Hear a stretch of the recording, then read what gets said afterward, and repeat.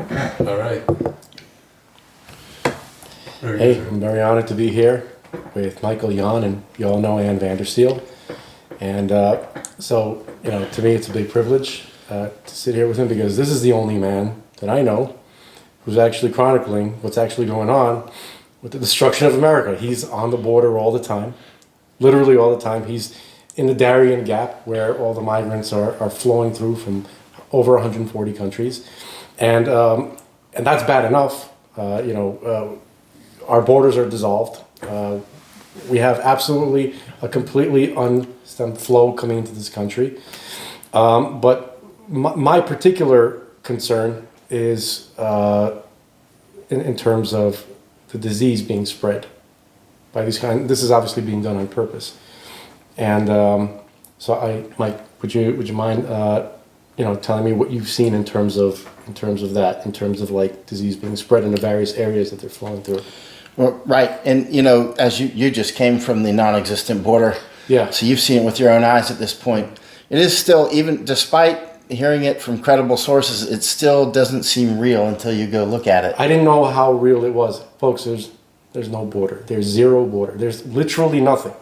I don't know how else to explain it. You have to see it for yourself. Yeah, and that brings many issues, some of which are embarrassingly predictable, such as tuberculosis. Tuberculosis is one of the worst diseases that humankind has ever encountered. It's up there with Black Death. Spanish flu is nothing compared to tuberculosis. It's up there with typhus and yellow fever, the big boys, smallpox, right? Again, things like polio actually are nothing compared to tuberculosis. Obviously, polio is terrible, and these other diseases are as well. But tuberculosis is one of those things that has ravaged through just untold generations. And in previous times, it was called consumption. Now, our recent generations don't know much about tuberculosis in the United States and Europe because we've mostly got it under control for now, right? But now something has come, is developed over time as Mother Nature is quite resilient. Yeah. And now there's multi-drug resistant tuberculosis. Great. So, multi-drug resistant tuberculosis is prevalent in places like Afghanistan, Pakistan, many countries that are flooding into our borders now. And so tuberculosis is also a zoonotic disease. And so that's crucial because this is now, a zoonotic disease is one that spreads from humans to animals and animals to humans and animals to animals and people to people, right? Mm-hmm. And so tuberculosis has now infected cattle in Texas. So this from aliens, they're coming across our border who work with the cattle. Now this can affect Texas's tuberculosis-free status, and also this will quickly spread to states like Florida and Oklahoma and other states, and not to mention Europe, right?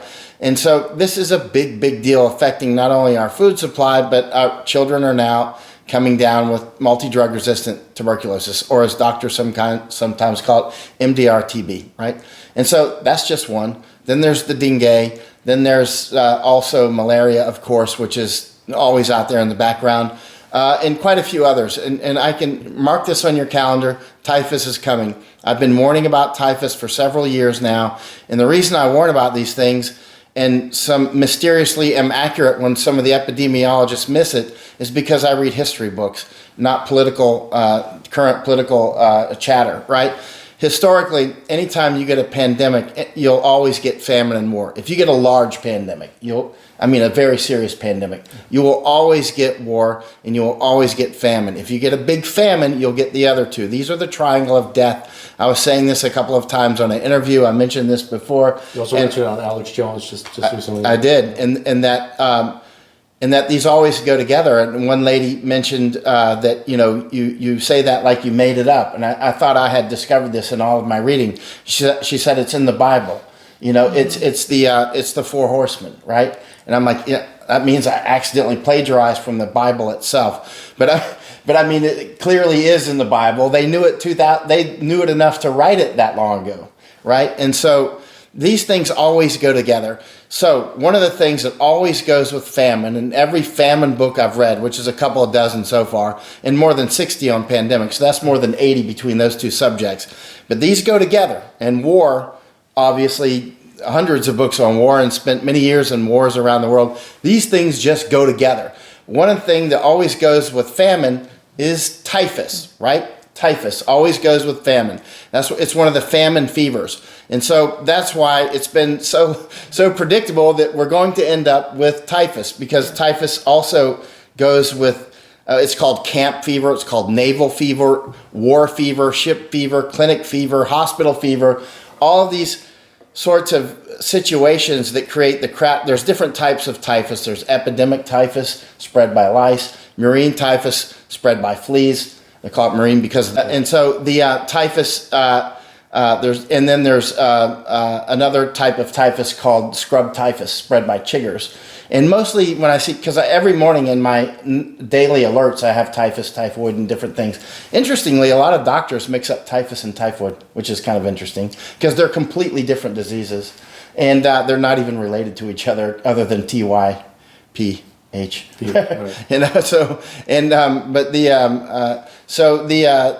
Interestingly, the scrub typhus, because every day I get my alerts on typhus, right, and other things, which I've tracked for years on Google Net Alerts, right. Mm-hmm. So I would always see scrub typhus in Bangladesh or India, where I go sometimes, but I've never seen it here. And suddenly we had cases in Texas and North Carolina. Coincidentally. Yeah, coincidentally, because we know that. Anyway, that's a side from topic. There coming here. It's not obvious to everybody. That's why I had to say it out loud. It's funny. The funny thing is I found that often it's interesting that you might think an epidemiologist would know all these things, but interestingly, epidemiology or virology or bacterial, any of these things, they're not pandemicology. There is no pandemicology. There's no faminology, right? I found, because I've looked for experts that are experts on pandemic per se, right? Not viruses, not what causes it, not fungi or whatever, right? But because let's say, just go ahead and read 20 books on pandemic and you'll see what I mean. They follow very clear patterns, right? Like, for instance, let's give an example of, say, crowd dynamics. Crowd dynamics are something that are very important when you're designing stadiums or airports or that sort of thing, nightclubs, so that people don't get caught in the doorways for fires. Right. So this is very important. Crowd dynamics can tell you all about crowds and that sort of thing, but you have to, actually, let's change that to fire chemistry, right?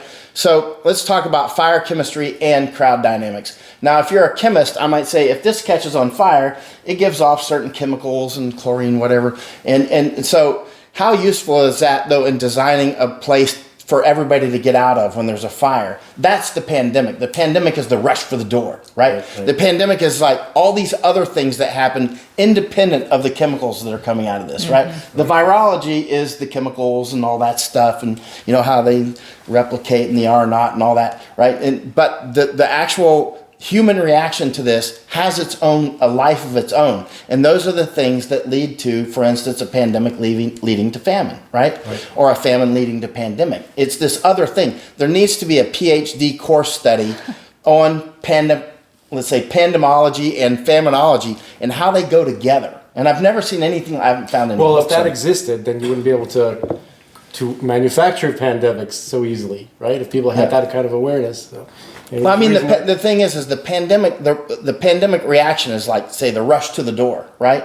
That's the reaction that again leads to famine. Here's an example. In 1793, there was a yellow fever outbreak in Philadelphia, right? That was back when yellow fever hit Philadelphia, and of course they blamed black people because black Africans didn't get yellow fever. That's one of the reasons that whites couldn't go deep into Africa back then, right? So because yellow fever would just knock them down, right? And so they were blaming the black. Foreigners always get blamed, especially the ones who are not getting sick. Like in 1916, Jews and Italians and Irish were blamed in New York for a polio outbreak, right? So it's always like that. It never changes. And so, but anyway, in 1793, everybody starts to depart Philadelphia. That was our capital at the time, right? Yeah. And so then the farmers are leaving their farms. So this is the kind of thing that can lead to a food problem, right? So when the farmers leave their farms, now you end up with a food problem. So now you get this vicious circle, right? Yeah. And just to sort of punctuate what Michael's talking about, besides the fact that he's a Green Beret, he's fought in multi-wars, Not fought, just taking photos. Taking photos, excuse me. I'm sorry. Well, actually, that's not true. You had to pick up weapons from time to time. You got into situations where you had to take over. Minor stuff. Well, not based on the photos I saw, but he's very humble. He has seen a lot. He has been around a lot. He's been, like you said, over many countries. But he's also engaging with experts in their field. One of the gentlemen that we spoke to recently, Dr. Michael Vickers, he's a veterinarian. He's one of Texas' leading veterinarians, and he was on the Texas Agricultural Commission. Sat down with us on the phone, came in, and we had a briefing with him. In fact, we have him on the Alex Jones show on Wednesday as a very valid source who is basically telling you and amplifying what Michael is talking about. He's saying, look, they're bringing in this drug-resistant tuberculosis. It's impacting our cattle industry here in Texas, putting our cattle industry into massive unstable situation where we could actually lose the TB-free status, which would impact their agricultural industry by $18 billion per year. And you factor that into slaughtering tens of thousands of cows, which are happening right now because they're getting infected. Now you see that ripple effect that Michael is talking about. Something's burning here, but it causes this problem over there. We have less food supply. And my food supplier in the beef industry, Lights Out Beef, is telling me the prices of cattle are the prices of cows are going up in October. My husband, who grew up on a farm, was showing me the farm report, and he's already showing me the trends of the price per beef is going up in October, November, and December. It really starts to get crazy. So we're already seeing the food supplies and the pricing for the futures of these food supplies already starting to really escalate as we roll into Q3 and Q4. So it's serious. This is not a joke. This isn't Michael being, speaking hyperbole. This isn't Dr. Vickers with his experience. This is actually the markets are responding to the inputs that are happening right now. And so people need to hear this and respond accordingly. They need to be stocking up on whatever food they have, whatever water they can, money, get ready, because this masking that's coming back in October, where the government's going to start masking us. They have a new variant of COVID that's coming out of Canada, they say. This time we have to say no. We can't succumb to this. But what we need to do is prepare for the inputs that are being manufactured and being pushed into our country. Be prepared to not fly and say no to that. We're not going to mask ourselves. Just push back on the economy, on their economy, but prepare for our food security, our national security, and you got to prepare at home. This is just absolutely critical. And so when you hear an expert like Michael Yon, who's traveled the world and seen all this, this isn't hyperbole. This is real life, and it's backed up with other experts providing the same inputs. And he's just interpreting it for you. Yeah. We often speak to Pam Popper, and she's always talking about, how does she phrase it? Parallel industry, parallel economies. Parallel economies. Economies, parallel, not universes, but societies. Basically what that means is, find the local farmers in your area and establish relationships with them. Organize food buying clubs, because it might have to come to that. We're way beyond that. We're way beyond mere food buying clubs. Yeah. I mean, I want to make this hit home. This might be the most important next 30 seconds you're going to hear in your next year. I'm telling you, these famines that are coming, they are coming. And these are not, most famines only last for a year or two, right? Maybe 3. There are famines that last 10 or 15 years. The ones that are coming are chronic. This is a permanent food reduction. For instance, Nord Stream cut that hydrogen that was needed for to create the nitrogenous fertilizers. Right. You take the nitrogen we're breathing, you combine that with the nitrogen in the air, and you make the ammonia fertilizers. Right. Groningen gas fields shut down now in Netherlands. I was just there in March looking at it before they shut them down. Warning, they may shut these down. They're shutting them down. This is a big deal. All these additive pressures. We're going to have less food, period. It's not because there's a drought. There are droughts, but that's normal. That's background noise. But our resilience as a globe, as the global human, is reducing. Our food supply is going to reduce permanently. And there's going to be people that are going to die from this, period. This inertia is already there. Mm-hmm. The question is, how is it going to unfold, and how big will it be, and how long will it last until we reach that equilibrium where there's enough calories for the remaining food when the musical chair stops, right? Well, Michael, if what we're seeing is happening, along like a straight line, then it's exactly what's gonna happen. So obviously, big changes have to happen, right? In order to prevent this. We can turn it around. There has to be a way. There always has to be a way to turn it around. At this point, I think people have waited too long. there's definitely, I don't see a way out of the famines at this point, because if I could take you around with me for a month and see the things I'm seeing in Europe and Asia and whatnot. I flew last year or maybe earlier this year to Thailand to talk with Mark Abhisit, former Prime Minister of Thailand, right? I just left Ireland talking with Mary Lou McDonald. She's the leader of Sinn Féin. And all she wanted to talk about was equality and equity and migration, how great it is. I'm like, I came here to Ireland to talk about food and energy, right? And she doesn't know. She's like, we produce enough food for 25 million people. We have fewer than, bottom line is, her head's in the sand. So I flew over to Thailand, and I talked with Abhisit. I said, I'm going to fly in and let's have coffee. And I said, Thailand, who's one of the world's major rice exporters, I just left Netherlands, one of the major food exporters in the world. I spend a lot of time in both places, not coincidental, right?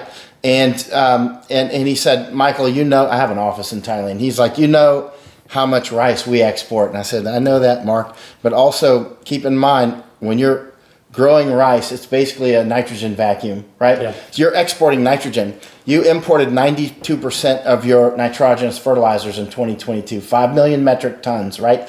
Where are you going to get it from? You're not going to get it from Europe. Brazil's not getting enough. India's not getting enough. Where are you going to get it from? I mean, now you're going to be bidding against countries like Japan, who import about 90% of their food, right? A lot of these countries that have a lot of money, like China, they need it too, right? There's just not enough nitrogenous fertilizers while they're shutting grading and gas fields in Blackpool and all these other issues. Nord Stream, of course. I was in BASF last year. I've mentioned this to you before. And I asked somebody when I was in there, I was in the plant with Masako Ganaha, and I asked somebody that was giving us a tour in BASF, which is the first company to make nitrogenous fertilizers in 1913ish, 1915ish, depending on who's talking. And I asked him, what happens if Nord Stream gets cut, right? And this is before it was cut. And he said, BASF is dead, right, in that German way, right? It's still kicking, but the nitrogenous fertilizer production all across Europe is greatly decreased. I was out with a Dutch farmer earlier this year in March, and he said, he was happy that his system is basically 80 back. In other words, he's taken he raises pigs, pears, and Christmas trees.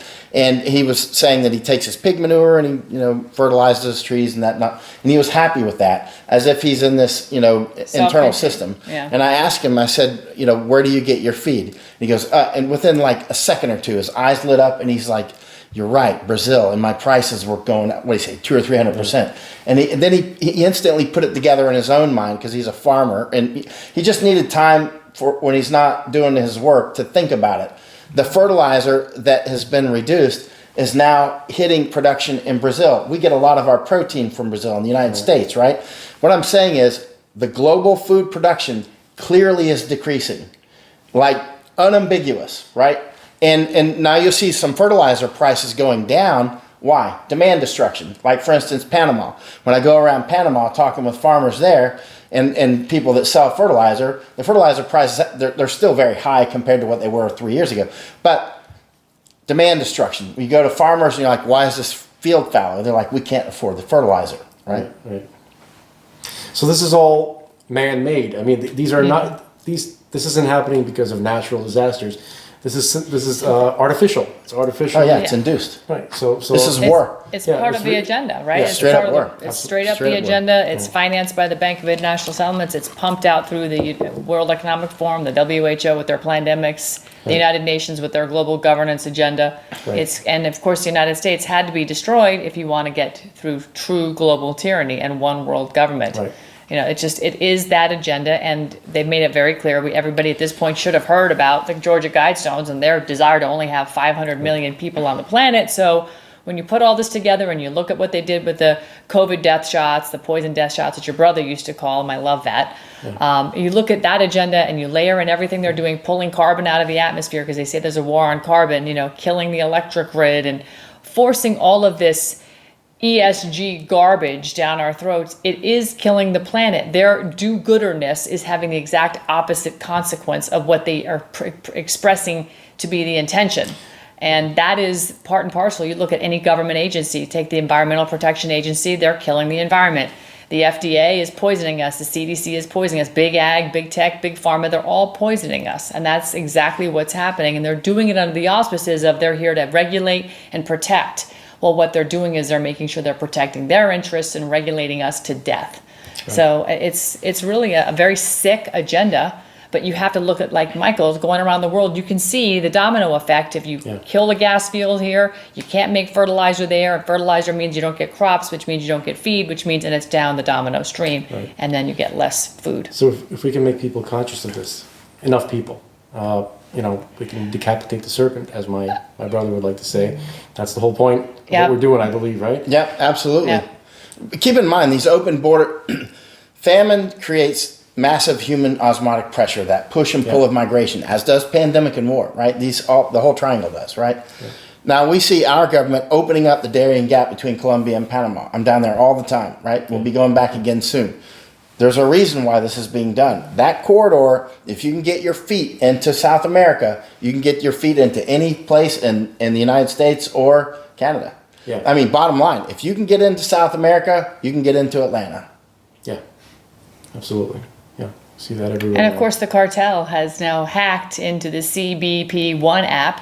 So the Customs and Border Protection have their own app. They've hacked into it, and they're just making appointments for people from 190 countries around the world and ramming them through the system right now, in addition to what you see happening at the border. And what we see happening is there is no border, and the Customs and Border Protection agents really are chaperones to escort these people coming across. Can I say something in regard to the use of the term hacked? We don't know that.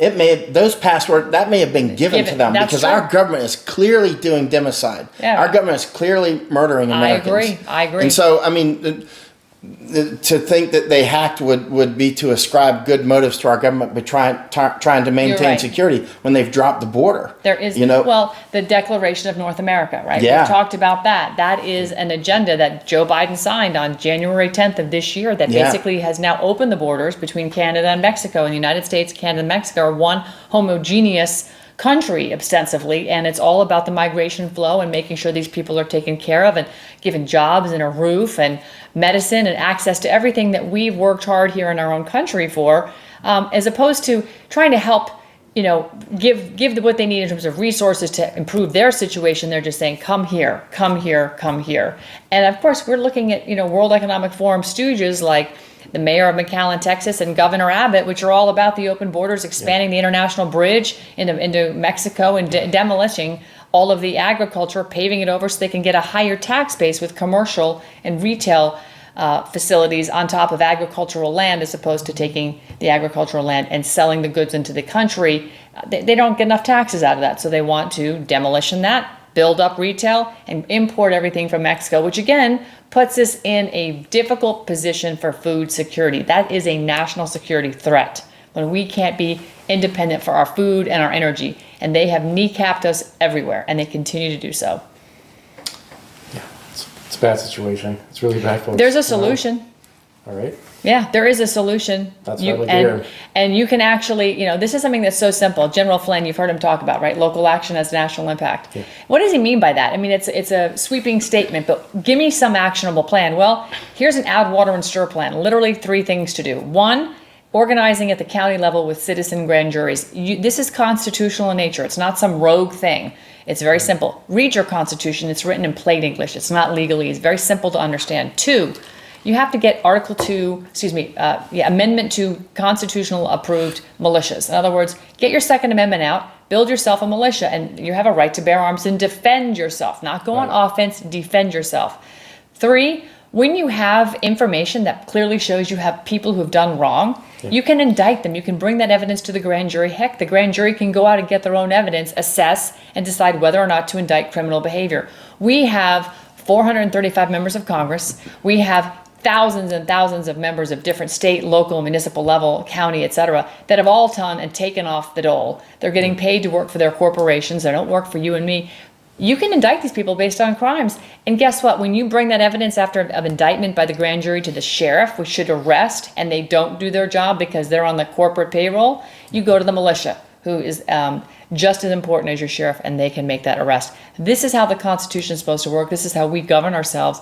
We have to take responsibility and put ourselves back on top where we belong. We are the government, and these people work for us. We've forgotten that. We keep putting that triangle upside down with the the dirt bags on top. We got to flip it back the way it belongs with the people on top. And yeah. You know how, like what you're describing, if somebody had already like done it, like somebody's first, right? Everybody wants to be first to be second. Has anybody that you know has any like area in the United States organized? There was actually in, and I forget the county in Arizona. I'm going to go back and look it up because I want to bring that forward on Wednesday. But there was a county in Arizona that did, when it came to election integrity, arrested people for election fraud. And it was citizen grand juries that were stood up. They actually did carry it out. This is published in a book called The Great Reset by a guy named David Zuniga, who has written and published on this. He has an incredible organization, tacticalcivics.com. I am telling everybody about this. And I have a ton of people who are reaching out to me. We'll be talking about this with members of Congress tomorrow, by the way.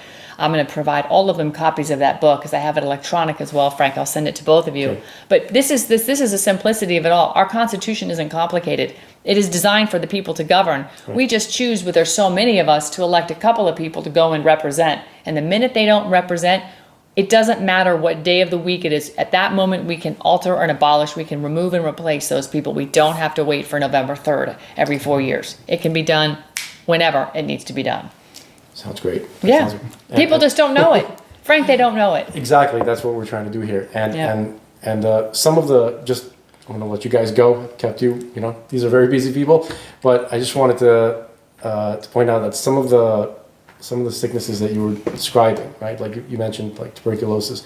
I haven't heard my brother speak to that. You mentioned typhoid and typhus, right? I haven't either. But some of the ones that you mentioned, like yellow fever, and dengue, and dengue, and Marburg, and other hemorrhagic fevers, and you didn't mention the flu, but the flu. And so my brother, he made a short video that he desperately wanted the world to see. Where he just, he mentions that single-strand RNA viruses is a huge category of viruses. COVID is one of them. Dengue is RSV, yellow fever. There are many viruses that fit into that, and that they can all essentially be dealt with in a very simple way, right? Prophylaxis. People can prophylax with a zinc ionophore and supplemental zinc. So zinc ionophore, just the four that I'm aware of, is hydroxychloroquine, ivermectin, and then there are two supplements which you could actually get because hydroxychloroquine and ivermectin are prescription, and the two supplements that you can actually get at Vitamin Shop is quercetin and EGCG. Okay, taken with supplemental zinc could probably prevent untold death, and especially with what they're trying to spread now with this new COVID strain. And I'd like to put you on the spot for a second and say, if you go on Alex Jones, you get a chance to, to be there for a few hours. Can I get you to promise to play my brother's video, or at least mention his his prophylaxis? Oh, absolutely do it. Your brother was brilliant. He saved millions of lives around the world. That's it. And that video needs to be played. Absolutely. He was revered. I mean, I know Alex Jones loved him. Who didn't love Dr. Zelenko? Yeah, I don't think Alex would have a problem with it. Yeah. He was the hero. He was the hero. So we're going to make sure that video gets played. You got it. Thank you so much. Yeah. Really appreciate it. Great. Thanks for coming to Texas and seeing the border. That's a hero move. Someone who said he put his money where his mouth is, and he came out here, left his family for a week with his colleague out here, Greg, who's off camera. But yeah, really, if more people did what Frank did, the world would have a better understanding, and they would have a better appreciation for how we have to move quickly. Greg's not on camera. He's too handsome. That's why.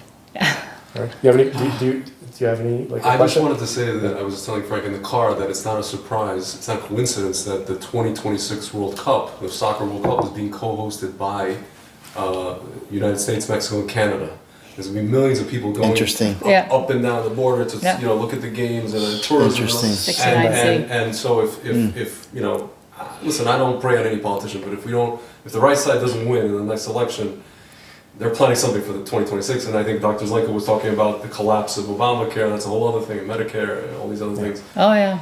There's a lot of stuff coming down. down the pipeline There in a is. couple of years. This is There fifth is. generation warfare, and they have so many things fired in ready in the cannons in all 360 degrees around all of us. It's just they're firing away at will.